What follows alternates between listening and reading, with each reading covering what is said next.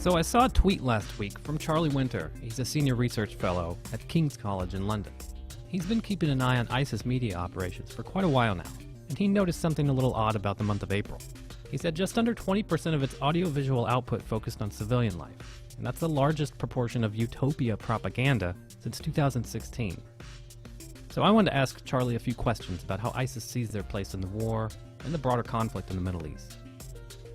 So, Charlie Winter, you say Utopia is back with ISIS and their messaging. Break that down a little bit for us. What's new in how ISIS is trying to control the narrative here? The last I saw, they're down to less than 2% of the territory they once held. So these are pretty interesting times for the group. Yeah, definitely. What we're seeing now, this recent uptick, and when I say uptick, I mean the proportion of Utopia-related propaganda that there is today is higher than it's been since 2015. So this is significant, even if it's not something which is sustained. It was probably at its lowest towards the end of last year.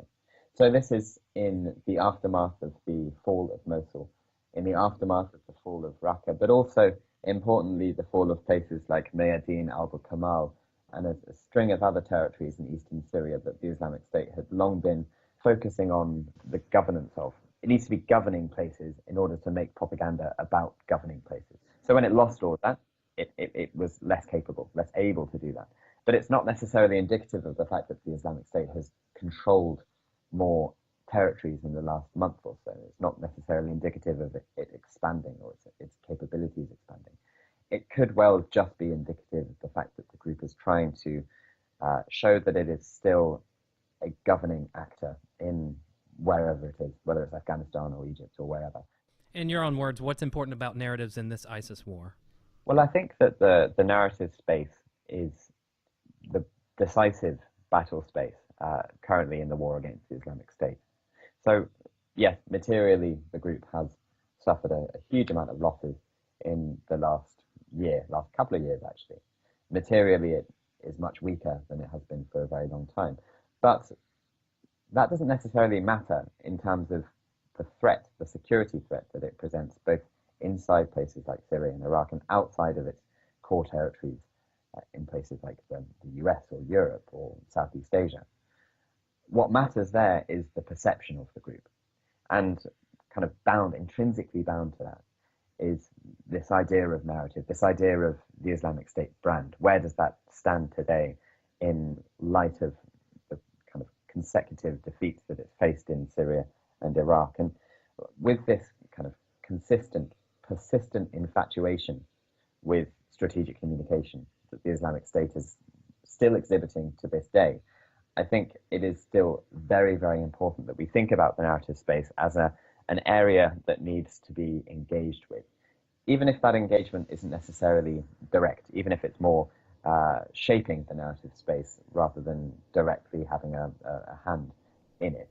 Well, what then would that look like? Well, I mean, I guess what I'm circling here is whether it is appropriate to try to launch a load of counter-narratives or alternative narratives or whatever, perhaps because it makes so much propaganda or has made so much propaganda, and because that propaganda has been very shiny, very seemingly effective, very high quality, it has been intuitive that in order to respond to the Islamic State, we need to respond in kind by making our own flashy videos, our own accounts of what this organization is all about. Yeah, you remind me of what has been called the bullshit asymmetry principle. The amount of energy needed to refute bullshit is an order of magnitude greater than to create it. In order to kind of meaningfully engage in this kind of war of narratives, it may require thinking a little bit more laterally. So not necessarily thinking in terms of, we'll make this video here, we'll make this video here, we'll kind of tactically engage with it here. Rather, I think there needs to be more strategic thinking about what policy looks like in the long run, or what military operations, what intervention looks like in the long run, and the kind of real on-ground impact of those things. And then, again, how that will be eventually incorporated into the narrative space. So essentially thinking a little bit more in abstract terms than just thinking they make lots of propaganda, let's make lots of propaganda and throw it all back at them, because that has been proven to be, well, really quite ineffective in certain contexts over the last few years. So the story of Dabiq was the story of kind of like an end times scenario where ISIS, if I'm not mistaken, was telling the world, their supporters in particular, that the end of the world would come with this battle in Dabiq, and if also northwestern Syria. How did that play out among their followers and in the whole narrative space? Because Dabiq, their presence there is gone, and of course we are all still appear to be living just fine. Yeah, well, I mean, this is one of the great quirks of Islamic State media operations. Basically, it's pretty simple. What it did the minute that it lost control of the place, it began to think about how it could rearrange the world to fit its needs there. So rather than saying, "Oh no, we've lost Dabiq," and that clearly shows that actually this whole apocalypse thing that we thought was just around the corner, that's not going to happen. Instead of doing that, they said, "Oh no, of course we lost Dabiq. That was always going to happen.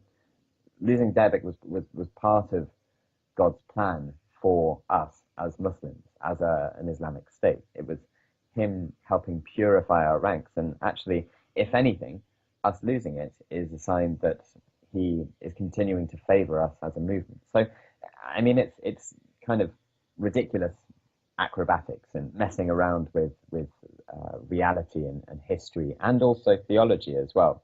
But the Islamic State has been doing this for many, many years. I mean, I was reading a statement made by Abu Musa al-Zarqawi, the guy that is essentially the godfather of the Islamic State today, leader of Al-Qaeda in Iraq, who was killed in 2006. This statement is something where he talks at length about Fallujah and what the loss of the battle for Fallujah meant to him. So this is back in early 2000s.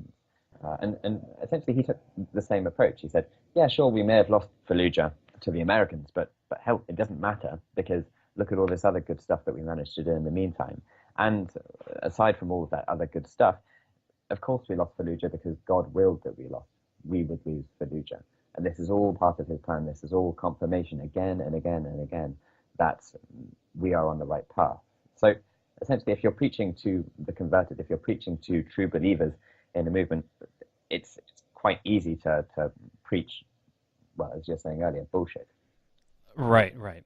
Well, so if past is any indication, what's your forecast on what lies ahead? Well, obviously we've just had a week of perhaps more attacks internationally than there had been for a little while. So there's been a few, 3 in Indonesia yesterday, another one just claimed by the Outmark News Agency today, then Jalalabad, I think another one in Kabul. This is off the top of my head, so I'm sure I'm missing attacks out.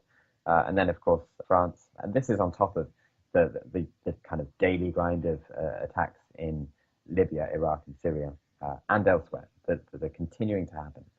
So the Islamic State is still very much there. It's still very much a security threat as well.